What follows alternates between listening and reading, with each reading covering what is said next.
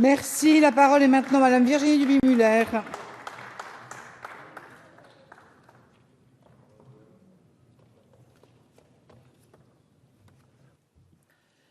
Madame le Président, Monsieur le Ministre, Mesdames et Messieurs les députés, chers collègues, notre Assemblée examine en deuxième lecture le texte portant délimitation des régions et modifiant le calendrier électoral. Nous vous avions fait part de nos inquiétudes devant l'illisibilité de ce projet qui examinait la forme avant le fond, nourrissant l'idée d'une démarche purement électoraliste. Si votre méthode qui consiste à travailler préalablement sur la carte des régions avant de réfléchir aux compétences est douteuse, les objectifs également sont équivoques et biaisés.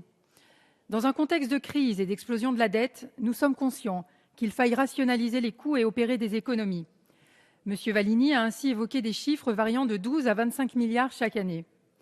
Or, les gains que l'on pourrait escompter en matière de coûts et d'efficacité ne sont pas prouvés, comme l'a annoncé le président de l'ARF, et comme cela a été confirmé par une évaluation de l'agence Moody's qui table sur 0 € d'économie. René Souchon, président de la région Auvergne, a même indiqué que le rapprochement des régions en soi ne générera pas d'économies. Il coûtera même, dans un premier temps. Les économies, elles, vont se faire sur les conseils généraux et les intercommunalités. L'enjeu est là. Certes, cette réforme permettra de réaliser des économies d'échelle, mais il faudra aussi aligner par le haut le statut des fonctionnaires ou les politiques publiques. La différence sera donc ténue et ne permettra pas de réaliser des économies, a fortiori dans un contexte de décrue drastique des dotations, moins 953 millions d'ici 3 ans pour les régions. Sur le fond, comme Alain Roussel a d'ailleurs récemment déclaré, je cite, « Nous sommes dans le flou total, la réforme n'est pas pensée, je me doutais qu'on allait en arriver là. » Et pour preuve, la loi du 17 mai 2013 avait réformé le mode de scrutin pour les élections départementales et créé de nouveaux cantons. Le 18 janvier 2014, à Tulle, François Hollande se prononçait contre la disparition des départements. C'était sans compter sur la vague bleue des municipales de mars, puis le remaniement ministériel.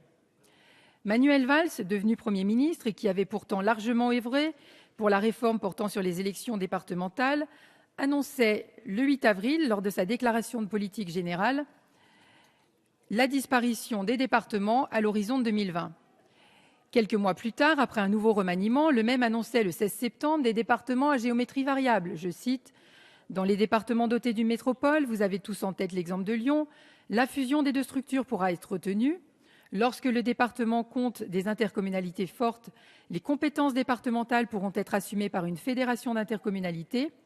Enfin, dans les départements, notamment ruraux, où les communautés de communes n'atteignent pas la masse critique, le conseil départemental sera maintenu avec des compétences clarifiées. Il n'y aura donc plus d'unité territoriale. » Enfin, le 6 novembre à Pau, nouvelle volte-face devant le congrès de l'ADF, le Premier ministre a conforté les compétences sociales des départements et a promis une réforme du financement du RSA. Pour ma part, je salue ce revirement car je considère que l'échelon intermédiaire, que sont les conseils généraux, avec leurs compétences de proximité et de solidarité, est tout à fait essentiel. D'autant que dans votre projet, vous faites fusionner les régions Auvergne et Rhône-Alpes. De ce mariage de raisons naîtra une future grande région, que certains désignent déjà par l'acronyme AURA, dans laquelle il faudra plus de 6 heures de route pour relier Aurillac à Valorcine. Et dans ce mastodonte, quelle sera la place des départements à la marge, tels que la Haute-Savoie ? Comme l'a également rappelé mon collègue sénateur Michel Bouvard, je cite, « Avec l'intégration de l'Auvergne, l'accent sera mis sur un rééquilibrage de la région vers l'ouest, assorti d'un basculement des moyens au profit de cette partie de l'espace régional, entraînant au passage la marginalisation progressive des territoires frontaliers. » Aussi, la proposition de loi de mon collègue Hervé Guémard portant création de la collectivité territoriale Savoie-Mont-Blanc, soutenue par le président du Conseil général de la Haute-Savoie, Christian Monteil, me paraît tout à fait pertinente. Manuel Valls a d'ailleurs salué les projets de rapprochement des deux Savoies, mais aussi celui de la Drôme avec l'Ardèche. André Vallini a également indiqué que cette perspective de fusion départementale permettra, je cite, aux Savoyards de peser davantage au sein de Rhône-Alpes et de mieux valoriser leurs atouts, notamment touristiques. Le Sénat, passé à droite depuis la première lecture, a profondément modifié le texte. Il a ainsi réaffirmé la vocation de chacune des catégories de collectivités territoriales et clarifié leurs compétences, en confiant aux régions la stratégie économique, l'aspect programmatique, les grandes infrastructures. Aux départements, qui doivent rester un échelon de proximité, de solidarité, de développement territorial et de cohésion sociale. Les communes sont et doivent rester des cellules de base de la démocratie locale et les intercommunalités sont l'émanation des communes et non pas de la tutelle.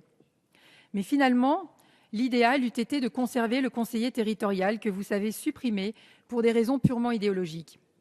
Or, il supprimait une strate au millefeuille territorial, offrant plus de lisibilité, diminuait le nombre d'élus et permettait d'ancrer la région sur un territoire au sein des départements. Au fond, ce texte préparé à la hâte est une fuite en avant.